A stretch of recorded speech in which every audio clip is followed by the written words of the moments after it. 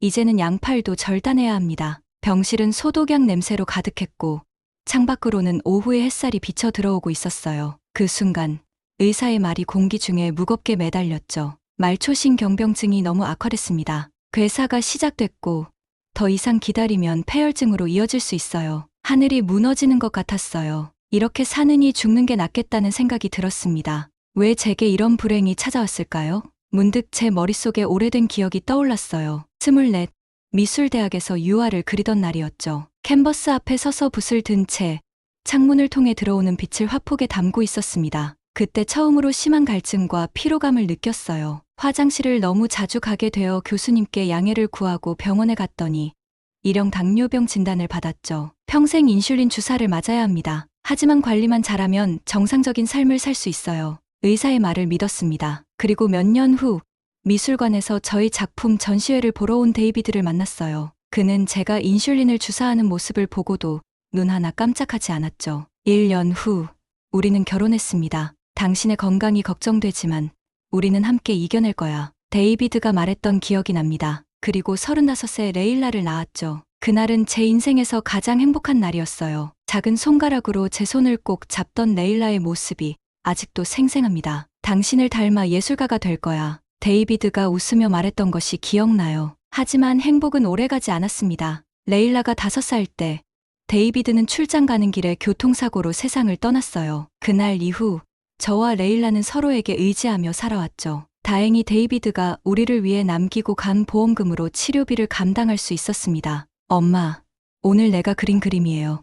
8살 레일라가 미술 시간에 그린 그림을 들고 와서 보여주던 날, 저는 행복했어요. 그림 속에는 2사람이 있었는데 하나는 큰 화가 모자를 쓰고 있었고 다른 하나는 작은 화가 모자를 쓰고 있었죠. 이건 화가 엄마고 이건 화가가 될 레일라예요. 우리 둘 다 좋은 그림을 그리고 있어요. 그 기억이 제 마음을 따뜻하게 했지만 현실은 냉혹했습니다. 병실 구석에 서 있던 18살이 된 레일라는 숨을 크게 들이마시며 저를 바라봤어요. 제 유일한 가족이자 삶의 이유인 아이입니다. 제 오른쪽 다리가 있어야 할 자리를 덮고 있는 하얀 시트를 바라봤어요. 이미 오른발을 절단한 저에게 이 말은 마지막 희망마저 앗아가는 것 같았습니다. 그럴 수 없어요. 레일라가 말했습니다. 다른 방법이 분명히 있을 거예요. 제 삶은 매일 혈당 체크와 인슐린 주사로 이루어졌어요. 처음에는 괜찮았습니다. 하지만 세월이 흐르면서 합병증이 하나둘 찾아왔죠. 시력이 흐려지고 신장 기능이 저하되었으며 결국 말초신경병증으로 발끝부터 다리까지 감각이 사라져갔습니다. 그리고 결국 1년 전 오른쪽 발을 절단해야 했어요. 제가 10살 때 처음 엄마가 쓰러졌던 날이 기억나요. 레일라가 병실 창가로 다가가며 말했어요. 그때부터 엄마의 약을 챙기는 법을 배웠죠. 그날은 레일라의 학예회가 있던 날이었습니다. 저는 앞자리에 앉아 딸의 피아노 연주를 기다리고 있었어요. 갑자기 식은땀이 나기 시작했고 시야가 흐려졌죠. 그 후로 기억이 없습니다. 깨어났을 때 레일라가 제 손을 꼭 잡고 있었어요. 선생님이 저한테 엄마 가방에서 사탕을 찾아서 엄마 입에 넣으라고 했어요. 엄마가 깨어나서 다행이에요. 그날 이후로 레일라는 언제나 제 곁을 지켰습니다. 소풍 가는 날에도 인슐린 주사와 사탕을 챙겼고 친구들과 놀다가도 시간 맞춰 집에 돌아와 제 혈당을 체크했어요. 내가 미안해, 레일라. 제가 속삭였어요. 내가 이런 엄마를 만나서. 엄마, 레일라가 침대 옆으로 다가와 제 손을 잡았습니다. 엄마는 내게 가장 소중한 사람이에요. 엄마가 내게 어떤 존재인지 알아요? 엄마는 내 영웅이에요. 아빠가 떠난 후에도 포기하지 않고 저를 키우셨잖아요. 그리고 엄마의 그림들. 그건 세상에서 가장 아름다운 것들이에요. 병실에 침묵이 흘렀어요. 의사는 조용히 자리를 떠났고 우리는 창밖으로 보이는 석양을 바라봤습니다. 노을이 붉게 타오르며 내일의 날씨가 맑을 것이라 예고했지만 제 마음속은 검은 구름으로 가득 찼죠. 이제 난 그림도 그릴 수 없게 되는구나.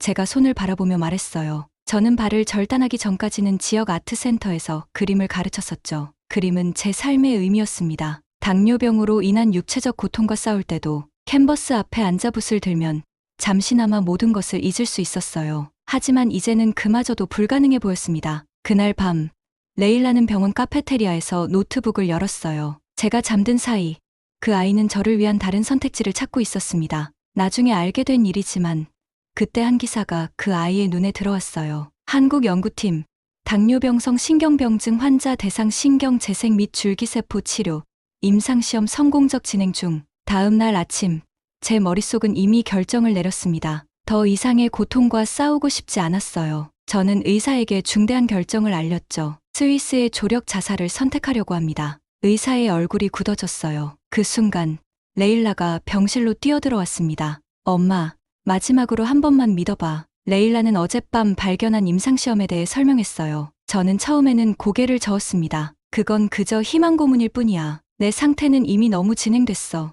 레일라의 눈에 갑자기 눈물이 고였습니다. 엄마, 제발요. 포기하지 마세요. 레일라, 너는 아직 어려서 이해하기 힘들 거야. 하지만 엄마는 너무 지쳤어. 더 이상 싸울 힘이 없어. 그 말에 레일라는 갑자기 울음을 터뜨렸어요. 그럼 저는요?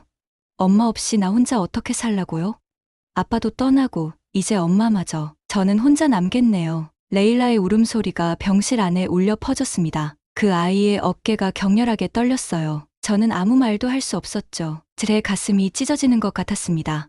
저는 레일라는 말을 잊지 못하고 흐느꼈어요. 저에게는 엄마밖에 없어요. 제발 저를 떠나지 마세요. 레일라는 제 침대 옆에 무릎을 꿇고 앉아 펑펑 울었습니다. 마치 어린아이처럼요. 그 모습을 보니 제 마음속에 무언가가 무너져 내렸어요. 그 아이는 아직 18살. 아직 세상에 혼자 내보내기에는 너무 어린 나이였습니다. 하지만 시도라도 해봐야 하지 않을까요? 레일라가 간절히 물었어요. 엄마, 아빠가 남긴 보험금이 아직 남아있어요. 우리 그걸로 치료받을 수 있어요. 아빠도 분명 이렇게 하길 원하셨을 거예요. 아빠의 보험금은 내 대학 학비를 위한 거야. 학비 같은 건 중요하지 않아요. 제가 엄마를 잃는다면 무슨 의미가 있겠어요?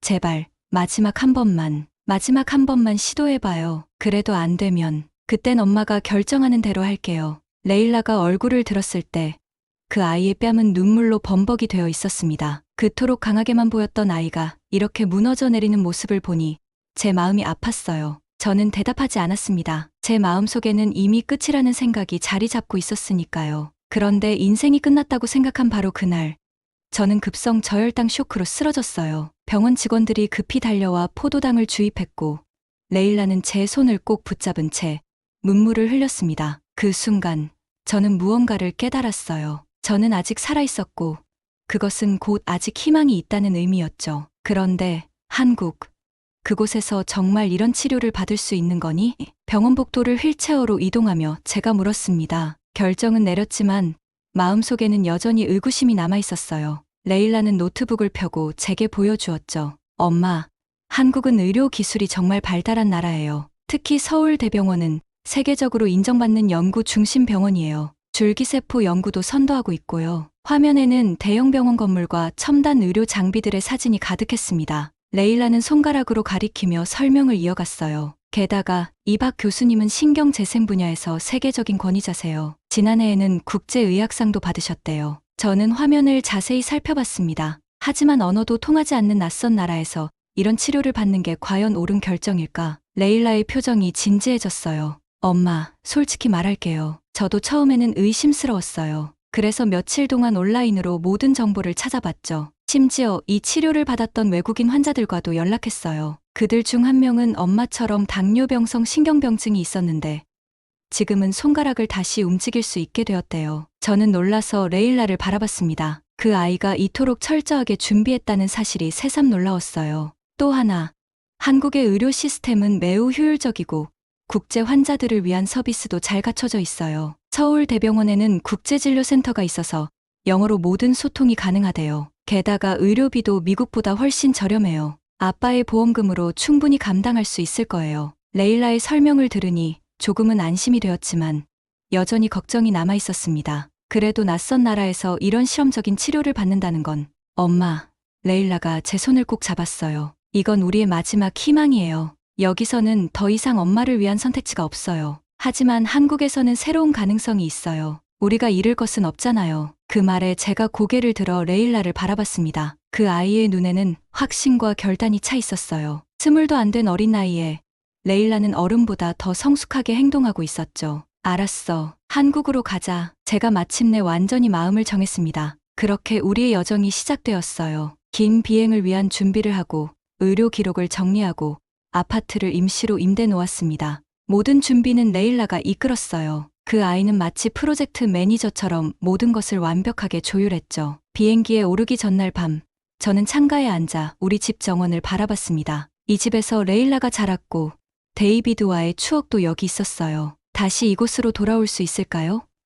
아니면 이것이 마지막 작별인 걸까요? 다음 날, 우리는 공항으로 향했습니다. 기내에서 창밖을 바라보니 구름 위로 떠오르는 태양이 눈부셨어요. 서울까지 14시간의 비행. 제 인생의 마지막 도전을 위한 긴 여정이었죠. 레일라는 제 옆에서 한국어 공부를 하고 있었습니다. 열정적인 아이는 이미 기본적인 인사말과 의료 용어를 외우고 있었어요. 안녕하세요. 저희 어머니는 당뇨병 합병증 환자입니다. 레일라가 발음을 맞춰가며 연습했습니다. 저는 미소를 지었지만 마음 한구석에는 불안감이 자리 잡고 있었어요. 정말 이 긴 여정이 의미가 있을까요?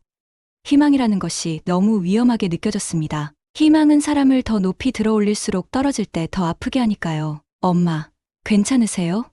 레일라가 제 손을 잡았어요. 응, 그냥 좀 피곤할 뿐이야. 하지만 진실은 공포에 질려 있었다는 것이에요. 낯선 나라에서 실험적인 치료를 받는 것, 그것이 저에게 마지막 희망이라고 해도 그 과정은 두려웠죠. 비행기 안에서 저는 잠시 눈을 감고 지난 날들을 떠올렸어요. 처음 당뇨 진단을 받았을 때, 데이비드를 만났을 때, 레일라가 태어났을 때, 그리고 데이비드의 장례식, 모든 순간이 마치 영화처럼 제 머릿속을 스쳐 지나갔습니다. 데이비드가 살아있었다면 지금 어떤 조언을 해줬을까요? 용기를 내, 스테파니. 포기하지 마. 그의 목소리가 제 귓가에 울리는 것 같았어요. 마침내 인천국제공항에 도착했습니다. 비행기에서 내리자마자 저는 그 거대하고 현대적인 공항의 모습에 놀랐어요. 모든 것이 깨끗하고 효율적으로 움직이고 있었습니다. 자동화된 입국 심사대, 첨단 보안 시스템, 그리고 곳곳에 설치된 디지털 안내판까지 제가 상상했던 것보다 훨씬 발전된 모습이었죠. 와, 이곳은 마치 미래에서 온 것 같아. 제가 감탄했어요. 엄마, 이제 믿으시죠?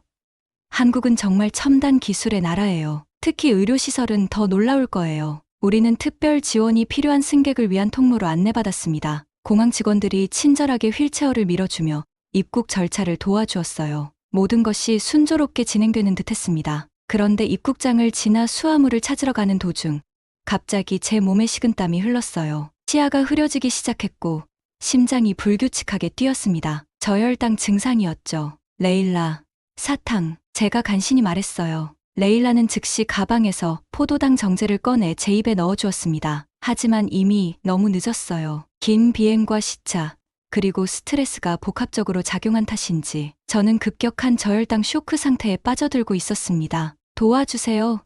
의사 없나요? 제 엄마가 당뇨병 환자인데 저혈당 쇼크가 왔어요.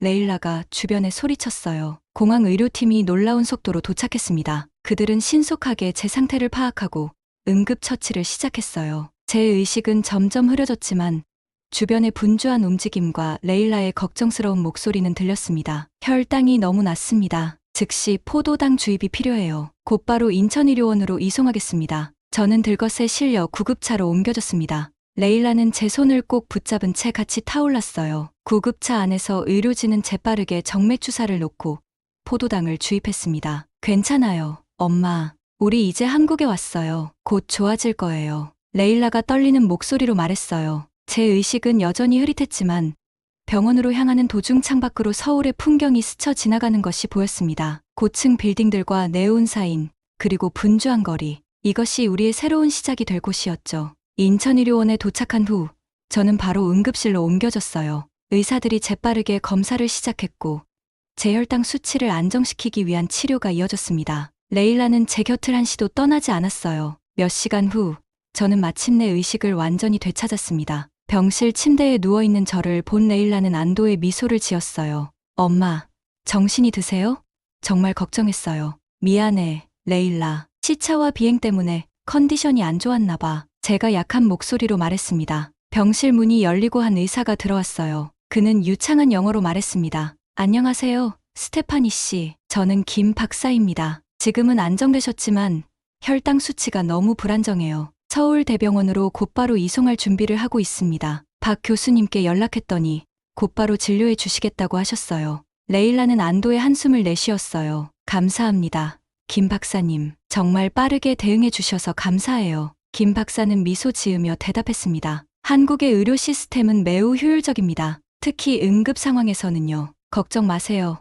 스테파니 씨는 좋은 손에 맡겨져 있어요. 그렇게 저는 공항에서 첫날을 병원 침대에서 보내게 되었습니다. 예상치 못한 시작이었지만 한국 의료진의 신속하고 전문적인 대응을 보며 약간의 안도감이 들었어요. 어쩌면 이곳에서 정말 새로운 희망을 찾을 수 있을지도 모른다는 생각이 들었습니다. 레일라, 제가 딸의 손을 잡으며 말했어요. 내가 옳았어. 이곳에 오길 잘한 것 같아. 레일라는 눈물 어린 미소를 지었습니다. 엄마, 우리는 이제 막 시작했어요. 앞으로 더 좋아질 거예요. 그렇게 우리의 한국 여정은 예상치 못한 방식으로 시작되었습니다. 하지만 이것이 어쩌면 좋은 징조일지도 모른다는 생각이 들었어요. 때로는 가장 어려운 시작이 가장 아름다운 결말로 이어지니까요. 다음 날, 저는 서울대병원으로 이송되었습니다. 박 교수와 그의 팀은 이미 저희를 기다리고 있었어요. 서울대병원은 제가 상상했던 것보다 훨씬 더 현대적이고 깨끗했습니다. 흰색과 연한 파란색으로 꾸며진 넓은 로비,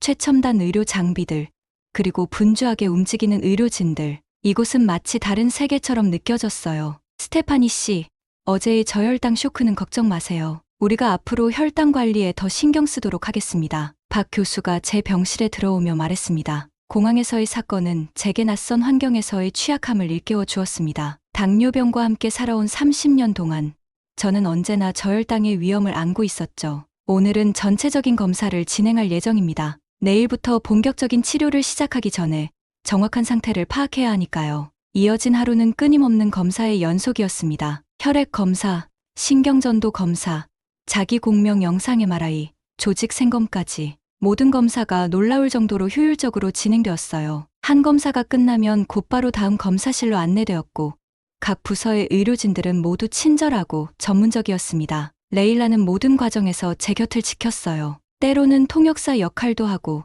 때로는 제 옹호자가 되어 질문하고 메모하는 모습이 믿기지 않을 정도로 성숙해 보였습니다. 엄마의 신경 손상 정도를 확인하는 거래요. 특히 손과 팔의 신경이 얼마나 살아있는지가 중요하대요. 레일라가 검사 중간에 제게 설명해 주었죠. 검사가 모두 끝난 저녁, 박 교수와 그의 팀은 제 병실에 모였습니다. 그들의 표정은 심각하면서도 희망적이었어요. 스테파니 씨, 검사 결과를 분석해 봤습니다. 당신의 상태는 심각하지만 우리의 치료법을 시도해 볼 가치가 충분히 있어요. 그는 태블릿을 꺼내 제게 보여주었어요. 화면에는 제 손과 팔의 신경 지도가 표시되어 있었습니다. 이 붉은색 부분은 완전히 손상된 신경이에요. 하지만 주황색과 노란색 부분은 아직 살아있거나 재생 가능성이 있는 부분입니다. 우리는 이 부분에 집중할 거예요. 박 교수의 설명을 들으니 처음으로 진짜 희망이 느껴졌습니다. 그것은 막연한 기대가 아니라 과학적 데이터에 기반한 희망이었어요. 내일부터 줄기세포 치료를 시작하겠습니다. 당신의 골수에서 채취한 줄기세포를 특수 처리한 후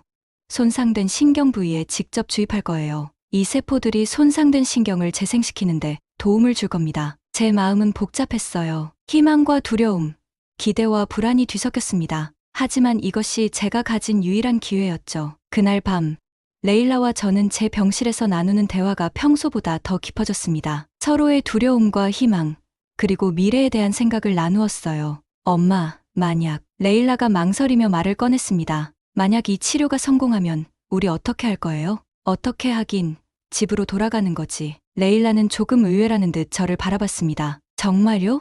저는 사실 조금 다른 생각을 하고 있었어요. 이 경험이 어쩌면 우리에게 새로운 시작일 수도 있잖아요. 엄마가 건강을 되찾으면 우리 함께 새로운 것을 시작해 볼 수도 있지 않을까요? 엄마는 항상 그림을 가르치는 걸 좋아하셨잖아요. 여기서도 그런 일을 할 수 있을 것 같아요. 레일라의 말에 저는 잠시 생각에 잠겼습니다. 사실 집으로 돌아간다는 생각 외에는 미래를 그려본 적이 없었어요. 하지만 레일라의 말처럼 이것이 정말 새로운 시작이 될 수도 있겠다는 생각이 들었습니다. 한 번에 한 걸음씩 가자. 우선 이 치료부터 성공적으로 끝내는데 집중하자. 다음 날 아침, 저는 수술실로 이동했습니다. 처음으로 받는 줄기세포 주입 치료. 긴장됐지만 레일라의 응원의 말이 제게 용기를 주었어요. 엄마, 꼭 성공할 거예요. 엄마는 강한 사람이니까요. 기다리고 있을게요. 마취가 시작되고 저는 천천히 의식을 잃어갔습니다. 마지막으로 본 것은 수술실의 밝은 조명과 마스크를 쓴 의료진들의 모습이었어요. 몇 시간 후, 저는 회복실에서 눈을 떴습니다. 온몸이 욱신거렸지만 특히 팔과 손에서 이상한 감각이 느껴졌어요. 마치 작은 전기가 흐르는 듯한 따끔거림이었죠. 수술은 성공적이었습니다. 박 교수가 제 병상을 방문해 말했어요. 줄기세포가 잘 주입되었고 이제 그 세포들이 손상된 신경을 복구하기 시작할 겁니다. 하지만 이건 시작에 불과해요. 앞으로 몇 주간 더 주입이 필요하고 그 후에는 집중적인 재활 치료가 이어질 거예요. 레일라는 제 옆에 앉아 미소를 지었습니다. 첫 번째 단계 성공이에요, 엄마. 그렇게 치료의 첫 단계가 시작되었습니다. 이후 3주 동안 저는 일주일에 2번씩 줄기세포 주입을 받았어요. 매번 마취에서 깨어날 때마다 손과 팔에서 조금씩 다른 감각이 느껴졌습니다. 때로는 욱신거림이, 때로는 따끔거림이, 그리고 가끔은 실제로 무언가를 만지는 듯한 감각이 느껴졌어요. 이것은 좋은 신호입니다. 신경과 전문의인 이 박사가 설명했습니다. 신경이 다시 활성화되기 시작했다는 증거예요. 하지만 아직 갈 길이 멀어요. 줄기세포 치료와 병행하여 저는 매일 특수 전기 자극 치료도 받았습니다. 이 치료는 손상된 신경에 미세한 전기 자극을 주어 재생을 촉진하는 것이었어요. 치료를 받을 때마다 손가락 끝에서 이상한 감각이 느껴졌지만 아직 자발적으로 움직일 수는 없었습니다. 인내심을 가지세요. 신경이 재생되는 데는 시간이 필요합니다. 레일라는 이 모든 과정에서 제 곁을 지켰습니다. 그 아이는 서울대학교에서 교환학생 프로그램을 신청해 공부를 계속하면서도 매일 병원에 와서 저와 함께 했어요. 때로는 숙제를 들고 와서 제 병실에서 공부하기도 했죠. 엄마, 오늘 대학에서 한국 미술에 대한 수업을 들었어요. 엄마가 좋아할 것 같아서 책을 빌려왔어요. 레일라가 어느 날 말했습니다. 그렇게 우리는 낯선 나라에서 새로운 일상을 만들어갔어요. 치료와 회복, 그리고 조금씩 한국의 문화를 배워가는 과정. 이 모든 것이 때로는 힘들었지만 동시에 우리를 더 가깝게 만들었습니다. 치료 넷째 주, 기적 같은 일이 일어났어요. 아침에 눈을 떴을 때 저는 오른손 엄지손가락이 조금 움직이는 것을 느꼈습니다. 처음에는 제 착각인 줄 알았어요. 하지만 다시 집중해서 시도했을 때 분명히 엄지손가락이 미세하게 움직였습니다. 레일라, 제가 흥분해서 외쳤어요. 손가락이 움직여. 레일라는 제 병실로 달려와 제 손을 바라봤습니다. 저는 다시 집중해서 엄지손가락을 움직였어요. 미세한 움직임이었지만 분명히 제 의지대로 움직이는 것이었습니다. 엄마, 레일라의 눈에 눈물이 고였어요. 정말 움직이고 있어요. 빨리 박 교수님께 알려야 해요. 박 교수와 그의 팀은 즉시 검사를 시작했습니다. 신경전도 검사 결과 실제로 일부 신경이 재생되고 있다는 것이 확인되었어요. 놀라운 진전입니다. 보통 이런 결과는 몇 달 후에나 볼 수 있는데 스테파니 씨는 정말 빠르게 반응하고 있어요. 그날 저는 오랜만에 진정한 희망을 느꼈습니다. 이것은 제 상상이나 막연한 기대가 아니라 실제로 볼 수 있고 느낄 수 있는 변화였어요. 엄지손가락의 작은 움직임이 제게는 새로운 시작의 신호였습니다. 이제 두 번째 단계인 3차원 프린팅 신경 20보조 장치를 적용할 준비가 됐어요. 이 장치는 손상된 신경 경로를 우회하여 신호를 전달하는 특수 생체 적합 재료로 만들어진 것이었어요. 두 번째 수술을 앞두고 저는 이전보다 더 큰 희망과 기대를 품게 되었습니다. 이번에는 어떤 변화가 있을까요?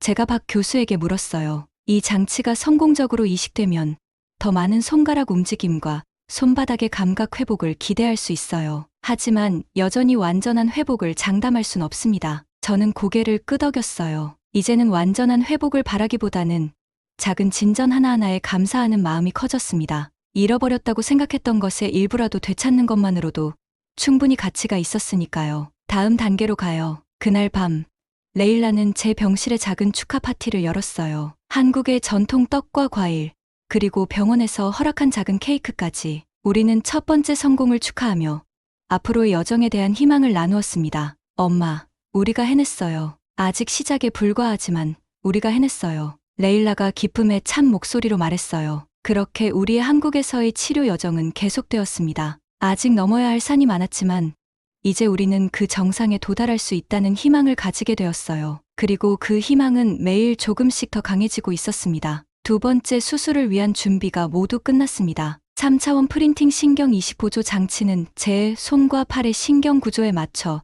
특별히 제작되었어요. 박 교수는 이 장치가 어떻게 작동하는지 자세히 설명해 주었습니다. 이 장치는 마치 신경의 다리 역할을 합니다. 끊어진 신경 사이에 놓여 신호가 다시 흐를 수 있도록 도와주죠. 생체 적합 재료로 만들어져 있어 몸에서 거부 반응이 일어날 가능성이 낮아요. 수술 전날 밤, 저는 창밖으로 보이는 서울의 밤 풍경을 바라보며 생각에 잠겼습니다. 지난 한 달 동안의 여정이 꿈만 같았어요. 처음에는 완전히 절망적이었던 상황에서 이제는 작지만 분명한 희망의 빛이 보이기 시작했죠. 무슨 생각하세요, 엄마?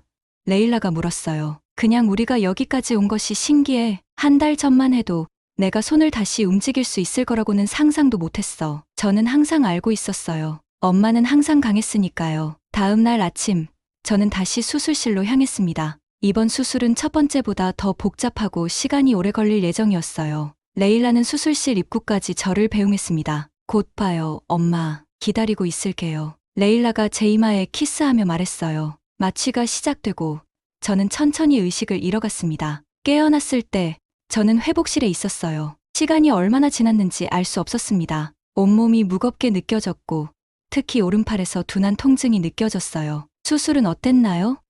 제가 옆에 있던 간호사에게 물었습니다. 박 교수님이 곧 오셔서 설명해 주실 거예요. 지금은 휴식을 취하세요. 얼마 후 박 교수가 회복실에 들어왔습니다. 그의 표정이 평소보다 심각해 보였어요. 스테파니 씨, 수술 자체는 성공적으로 끝났습니다. 3차원 프린팅 장치를 예정대로 이식했어요. 하지만 수술 중에 예상치 못한 상황이 발생했습니다. 제 마음이 무거워졌어요. 어떤 상황인가요? 이식 과정에서 작은 출혈이 있었고 그 과정에서 추가적인 신경 손상이 있었을 가능성이 있습니다. 정확한 상황은 앞으로의 검사를 통해 알아봐야 해요. 저는 숨을 깊게 들이마셨어요. 이런 소식을 듣게 될 줄은 몰랐습니다. 겨우 얻은 희망이 다시 흔들리는 것 같았어요. 그럼 지금까지의 진전이 모두 무의미해진 건가요? 제가 떨리는 목소리로 물었습니다. 그렇지 않아요. 첫 번째 치료의 효과는 여전히 남아있을 거예요. 다만 이번 수술의 결과가 예상보다 늦게 나타날 수 있고 추가적인 치료가 필요할 수도 있습니다. 박 교수의 말에 조금은 안도했지만 여전히 불안감이 남아있었어요. 레일라에게 이 소식을 어떻게 전해야 할지 걱정되었습니다. 병실로 돌아왔을 때 레일라는 이미 소식을 들은 상태였어요. 그 아이의 눈에는 걱정이 가득했지만 억지로 밝은 표정을 지으려 노력하고 있었습니다. 엄마, 괜찮아요. 우리는 이미 알고 있었잖아요. 이 여정이 쉽지 않을 거라는 것을. 그래, 내 말이 맞아. 하지만 이렇게 다시 후퇴하는 기분이 들어서 제 목소리가 흔들렸습니다. 레일라는 제 손을 꼭 잡았어요. 후퇴가 아니에요, 엄마. 그냥 좀 더 길어질 뿐이죠. 우리는 포기하지 않을 거예요. 그날 밤, 저는 잠을 이루지 못했습니다. 불안과 두려움이 저를 뒤덮었어요. 지금까지의 모든 노력이 헛되지는 않을까. 데이비드가 남긴 보험금도 점점 줄어들고 있는데 이 치료가 계속 지연된다면 어떻게 감당할 수 있을까? 그리고 레일라의 학업은? 그 아이는 자신의 미래를 위해 공부해야 하는데 매일 병원에서 저와 함께 시간을 보내고 있었어요. 다음 날부터 제 상태를 면밀히 모니터링하기 시작했습니다. 매일 신경 반응 검사를 받았고 재활치료도 조심스럽게 재개되었어요. 하지만 첫 일주일 동안은 눈에 띄는 진전이 없었습니다. 오히려 엄지손가락의 움직임도 이전보다 둔해진 것처럼 느껴졌어요. 인내심을 가지세요. 재활치료사가 계속 말했습니다. 몸이 회복되는 데는 시간이 필요해요. 하지만 인내심을 갖기가 점점 더 어려워졌어요. 둘째 주에 접어들면서 저는 점점 더 좌절감을 느꼈습니다. 재활 세션에서는 작은 움직임도 만들어내지 못했고 때로는 화가 나서 울음을 터뜨리기도 했어요. 이게 다 무슨 소용이야? 난 그냥 포기하고 집에 돌아가고 싶어. 어느 날 제가 레일라에게 말했습니다. 레일라는 평소와 달리 화를 냈어요. 정말 그렇게 쉽게 포기할 거예요? 엄마, 우리가 여기까지 온 이유를 잊으셨어요? 포기하지 않기 위해서였잖아요. 그 아이의 강한 반응에 저는 잠시 말을 잃었습니다. 레일라가 이렇게 화를 내는 모습은 처음 봤어요. 미안해, 레일라. 그냥 너무 지쳤어. 제가 사과했습니다. 저도 알아요, 엄마. 하지만 우리는 이미 너무 많은 것을 이겨냈어요. 이번에도 이겨낼 수 있어요. 레일라의 목소리가 부드러워졌어요. 셋째 주에 접어들면서 마침내 작은 변화가 나타나기 시작했습니다. 어느 아침, 제가 물 한 잔을 잡으려 했을 때 손가락이 미세하게 움직이는 것을 느꼈어요. 그것은 아주 작은 움직임이었지만 분명히 제 의지로 움직인 것이었습니다. 레일라, 손가락이 움직였어. 제가 흥분해서 외쳤어요. 레일라는 즉시 달려와 제 손을 바라봤습니다. 저는 다시 집중해서 손가락을 움직여봤어요. 이번에는 검지와 중지가 조금씩 움직였습니다. 검사 결과 신경 이식 보조 장치가 마침내 제 역할을 하기 시작했다는 것이 확인되었어요. 수술 후 발생한 염증이 가라앉으면서 장치를 통한 신경신호 전달이 점차 개선되고 있었습니다. 이것은 매우 긍정적인 신호입니다. 몸이 장치에 적응하고 있어요. 앞으로 더 많은 개선이 있을 것으로 기대됩니다. 그 말을 듣자 제 마음에 다시 희망이 피어올랐습니다. 하지만 그것도 잠시, 그날 밤 갑자기 제 몸에 고열이 발생했어요. 처음에는 단순한 감기인 줄 알았지만 상태가 급격히 악화되었습니다. 39도가 넘는 고열입니다. 즉시 항생제 투여를 시작해야 해요. 검사 결과 제 몸에서 면역 거부 반응이 일어나고 있다는 것이 밝혀졌습니다. 몸이 이식된 장치를 이물질로 인식하고 공격하기 시작한 것이었어요. 이런 반응은 드물지만 가능성이 있었습니다. 박 교수가 다음 날 아침 병실을 방문해 설명했어요. 지금은 면역 억제제와 항생제로 상황을 통제하고 있습니다만 상황을 면밀히 지켜봐야 해요. 레일라의 얼굴은 창백해졌습니다. 위험한가요? 면역 거부 반응은 항상 위험합니다. 하지만 저희가 할 수 있는 모든 것을 다 할 거예요. 다음 며칠은 악몽 같았습니다. 고열과 통증으로 거의 의식이 없는 상태였고 간호사들은 계속해서 활력 징후를 체크했어요. 레일라는 한시도 제 곁을 떠나지 않았습니다. 그 아이는 수업도 포기하고 병실 소파에서 밤을 보냈어요. 엄마, 제발 이겨내세요. 레일라가 제 손을 잡고 속삭이는 소리가 들렸습니다. 저는 엄마가 필요해요. 제 상태가 악화되면서 의료진은 응급 회의를 소집했어요. 박 교수는 레일라에게 상황의 심각성을 설명했습니다. 면역 거부 반응이 계속되면 이식된 장치를 제거해야 할 수도 있습니다. 그렇게 되면 지금까지의 치료 효과가 상당 부분 손실될 수 있어요. 레일라의 눈에 눈물이 고였습니다. 다른 방법은 없나요? 한 가지 가능성이 있습니다. 새로운 나노 항생제와 면역 조절 요법을 시도해 볼 수 있어요. 하지만 이 방법은 아직 실험 단계에 있고 위험 부담이 큽니다. 레일라는 잠시 생각에 잠겼다가 물었어요. 만약 성공한다면 엄마의 상태는 어떻게 되나요? 성공한다면 이식된 장치를 유지하면서 면역 거부 반응을 억제할 수 있습니다. 그렇게 되면 신경재생 과정을 계속 진행할 수 있어요. 레일라는 깊게 숨을 들이마셨습니다. 그럼 시도해 주세요. 엄마를 살려주세요. 그렇게 새로운 치료가 시작되었어요. 제 몸에는 더 많은 주사와 약물이 투여되었고 의료진은 스문의 시간 저를 모니터링했습니다. 이 모든 과정에서 저는 간헐적으로만 의식이 있었어요. 때로는 레일라의 얼굴이 보였고 때로는 의료진의 대화 소리가 들렸습니다. 수치가 조금 개선되고 있습니다. 열이 조금 내려갔어요. 면역 반응이 줄어들고 있습니다. 점차 제 의식이 선명해지기 시작했어요. 나흘 후 저는 완전히 깨어났습니다. 제 옆에는 지친 얼굴로 잠든 레일라가 있었어요. 레일라? 제가 약한 목소리로 불렀습니다. 레일라는 즉시 눈을 떴어요. 엄마, 정신이 드세요? 응, 목이 마르네. 레일라는 서둘러 물을 가져와 제게 주었습니다. 의사 선생님들을 불러올게요. 박 교수와 의료진이 즉시 병실로 왔어요. 그들은 제 상태를 점검하고 몇 가지 검사를 진행했습니다. 놀랍게도 나노 항생제와 면역 조절 요법이 효과를 보이고 있습니다. 박 교수가 기쁜 표정으로 말했어요. 면역 거부 반응이 현저히 줄어들었고 이식된 장치도 문제없이 기능하고 있어요. 레일라는 안도의 눈물을 흘렸습니다. 정말 감사합니다. 박 교수님, 위기를 넘긴 후 제 회복은 놀라울 정도로 빠르게 진행되었어요. 일주일 후 저는 다시 재활치료를 시작할 수 있었습니다. 그리고 더 놀라운 일은 손가락의 움직임이 이전보다 더 분명해졌다는 것이었어요. 면역 반응을 통제하는 과정에서 신경 재생이 촉진된 것 같습니다. 때로는 위기가 새로운 기회를 가져오기도 하죠. 그날 밤 레일라와 저는 조용히 대화를 나누었습니다. 엄마, 정말 무서웠어요. 엄마를 잃을 뻔했잖아요. 미안해, 레일라. 하지만 이제는 괜찮아. 우리는 이 위기마저 이겨냈어. 엄마가 의식이 없는 동안 저는 계속 기도했어요. 그리고 약속했죠. 엄마가 회복되면 우리는 더 이상 과거에 얽매이지 않고 새로운 삶을 시작하자고요. 레일라의 말에 저는 고개를 끄덕였어요. 내 말이 맞아. 이제 우리는 앞만 보고 나아갈 거야. 그렇게 우리는 또 한 번의 위기를 넘기고 더 강해진 희망을 안고 치료의 마지막 단계를 준비했습니다. 이제 저는 확신했어요.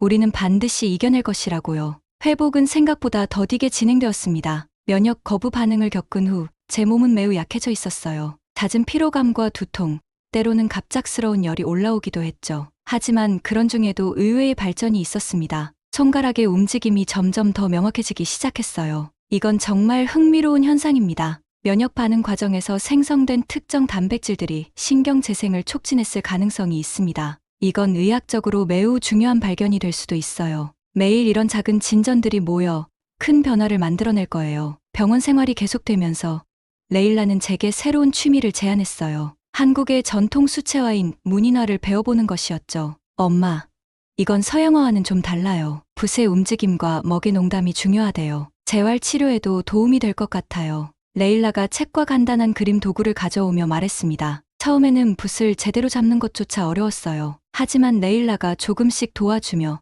제가 할 수 있는 만큼만 하도록 격려해 주었습니다. 첫 번째 그림은 맑은 물 한 방울을 그리는 것이었어요. 선 하나로 시작해 점 하나로 마무리하는 단순한 그림이었지만 그것을 완성했을 때의 기쁨은 이루 말할 수 없었습니다. 엄마, 정말 잘 그리셨어요. 레일라가 감탄했어요. 내 그림 실력의 1000분의 1도 안 되지만 그래도 뭔가 다시 그릴 수 있다는 게 기적 같아. 이런 작은 기적들이 모여 제 일상에 새로운 의미를 부여해 주었어요. 지난날의 스테판이라면 이런 사소한 성취를 당연하게 여겼겠지만 지금의 저에게는 모든 것이 소중한 선물이었습니다. 앞으로 재활훈련을 계속하면 장치 없이도 점점 더 많은 움직임이 가능해질 겁니다. 그날부터 저는 더욱 열심히 재활훈련에 임했습니다. 아침에 일어나자마자 손가락 운동을, 식사 후에는 물건 잡기 연습을, 저녁에는 문인화 연습을 했어요. 모든 순간을 소중하게 여기며 조금씩 발전하는 제 모습에 감사했습니다. 다음 날, 박 교수는 저에게 또 다른 좋은 소식을 전했어요. 스테파니 씨, 곧 퇴원하실 수 있을 것 같습니다. 물론 외래 재활 치료는 계속 받으셔야 하지만 이제 병원에 입원해 있을 필요는 없어요. 정말요? 제가 놀라서 물었습니다. 벌써 퇴원해도 괜찮은 건가요? 네. 충분히 안정되셨어요. 그리고 일상생활에서의 재활이 때로는 병원에서의 재활보다 더 효과적일 수 있습니다. 실제 환경에서 다양한 활동을 하는 것이 신경 재생에 더 많은 자극을 줄 수 있거든요. 퇴원 준비를 하면서 레일라는 이미 서울 시내에 작은 아파트를 구해놓았다고 말했어요. 대학 근처에 있어서 제가 수업 듣기도 편하고 병원에 오기도 좋아요. 사실 저는 좀 더 오래 한국에 머물고 싶어요. 여기서의 삶이 좋거든요. 엄마도 여기서 새로운 시작을 할 수 있지 않을까 생각했어요. 저는 잠시 생각에 잠겼습니다. 처음 이곳에 왔을 때는 마지막 희망을 찾아온 것이었죠. 하지만 지금은 달랐어요. 이곳에서 저는 단순히 치료를 받은 것이 아니라 새로운 삶의 가능성을 발견했습니다. 그래, 한번 시도해보자. 어차피 당분간은 계속 치료를 받아야 하니까. 퇴원하는 날, 의료진들이 모두 나와 저를 배웅했습니다. 그들과 함께 지낸 시간은 단순한 의사와 환자의 관계를 넘어 마치 가족과 같은 유대감을 형성했어요. 잊지 마세요, 스테파니 씨. 이것은 끝이 아니라 새로운 시작입니다. 박 교수가 제 손을 잡으며 말했어요. 저는 고개를 끄덕였습니다. 모든 것에 감사드려요, 박 교수님. 제 인생을 되돌려 주셨으니까요. 아니요. 스테파니 씨가 스스로 인생을 되찾으신 거예요. 저희는 그저 도구를 제공했을 뿐입니다. 병원을 나서는 순간 봄날의 따스한 햇살이 제 얼굴을 비췄습니다. 휠체어에 앉아 있었지만 이전과는 달리 더 이상 절망적이지 않았어요. 제 손에는 신경 자극 장치가 착용되어 있었고 그 덕분에 저는 작은 꽃 한 송이를 들 수 있었습니다. 새 집으로 가볼까요, 엄마? 레일라가 물었어요. 그래, 우리의 새로운 시작을 향해. 그렇게 우리는 병원을 떠나 서울에서의 새로운 삶을 시작했어요. 작은 아파트였지만 창문으로 보이는 도시의 전경은 놀라웠습니다. 강남의 높은 빌딩들과 한강의 유려한 물결, 모든 것이 새롭고 신선했어요. 첫날 밤, 레일라와 저는 아파트 발코니에 앉아 별을 바라봤습니다. 엄마, 우리가 여기까지 올 수 있을 거라고 상상해 보셨어요? 레일라가 물었어요. 전혀. 하지만 내가 있어서 가능했어, 레일라. 내가 포기하지 않았기 때문이야. 엄마도요. 엄마도 포기하지 않으셨잖아요. 레일라가 제 손을 잡았습니다. 그런 평화로운 순간 속에서 저는 문득 데이비드를 생각했어요. 그가 지금 우리를 볼 수 있다면 무척 자랑스러워했을 것입니다. 특히 레일라가 얼마나 훌륭하게 성장했는지를 보면 말이죠. 내일은 뭐 할까? 제가 물었어요. 내일은 한강공원에 가볼까요? 그리고 한국어 학원에도 등록하고 문인화 수업도 알아볼 수 있어요. 그거 좋겠네. 새로운 하루, 새로운 도전. 창밖으로 보이는 서울의 밤 풍경을 바라보며 저는 이곳에서의 새로운 삶이 어떤 모습일지 상상했어요. 물론 여전히 많은 도전이 남아 있었지만 이제는 그 도전들을 두려워하지 않았습니다. 왜냐하면 저는 이미 가장 어려운 시련을 이겨냈고 그 과정에서 더 강해졌으니까요. 작은 기적들로 가득한 새로운 삶이 저희를 기다리고 있었습니다. 어느 저녁, 레일라와 저는 한강 공원에서 산책을 하고 있었어요. 석양이 물든 강물을 바라보며 우리는 지나온 시간들을 회상했습니다. 기억나요, 엄마? 처음 이곳에 왔을 때 우리는 아무것도 기대하지 않았어요. 그저 마지막 희망을 걸고 온 것뿐이었죠. 그래. 그때는 내가 다시 손을 움직일 수 있게 될 거라고는 상상도 못했어. 정말 놀라운 일이에요. 이제 성인이 된 그녀는 어린 시절부터 항상 제 곁을 지켜왔어요. 그녀의 용기와 결단력이 없었다면 저는 지금 여기 있지 않았을 것입니다. 레일라, 고마워. 내가 내 삶을 구했어. 제가 진심을 담아 말했어요. 엄마, 우리는 서로를 구했어요. 그 순간 저는 깊은 감사함을 느꼈어요. 모든 어려움과 시련에도 불구하고 저희는 새로운 시작을 찾았습니다. 강변에 서서 저는 손을 뻗어 석양을 향해 펼쳤습니다. 제 손가락은 여전히 완벽하게 움직이지는 않았지만 그것은 더 이상 중요하지 않았어요. 중요한 것은 제가 손을 뻗을 수 있다는 것, 그리고 그 손으로 다른 이들에게 도움을 줄 수 있다는 것이었으니까요. 저에게 한국은 기적의 나라입니다. 불가능을 가능으로 바꾸는 곳, 절망에서 희망을 찾는 곳, 그리고 새로운 시작이 항상 기다리고 있는 곳이죠. 이 특별한 나라와 사람들에게 제 진심 어린 감사를 전합니다. 어둠 속에서도 빛은 항상 존재한다는 것을 저는 이제 확실히 알게 되었습니다. 그리고 때로는 그 빛을 찾기 위해 우리는 익숙한 것을 떠나 완전히 새로운 길을 걸어야 할 때도 있어요. 저에게 한국은 단순한 치료를 받은 장소가 아니라 제 영혼이 치유되고 새롭게 태어난 곳이었습니다. 이제 저는 더 이상 과거의 상실에 얽매이지 않고 매일의 작은 기적들에 감사하며 살아갑니다. 그리고 무엇보다 저는 다시 희망을 품게 되었어요. 동이 틀면서 서울의 풍경이 점점 더 선명하게 드러났어요. 이 아름다운 도시, 이 놀라운 나라에서 저와 레일라의 새로운 하루가 시작되고 있었습니다. 그리고 이 하루는 또 다른 희망과 기적으로 가득 찬 날이 될 것이었어요. 저도 스테파니가 더욱 건강해지고 레일라와 한국에서 잘 정착할 수 있기를 바랍니다. 지금까지 지수였습니다. 사연이 마음에 드셨다면 구독과 좋아요를 눌러주세요. 여러분의 관심은 저희에게 큰 힘이 됩니다. 앞으로도 많은 사연을 소개할 수 있기를 바랍니다. 감사합니다.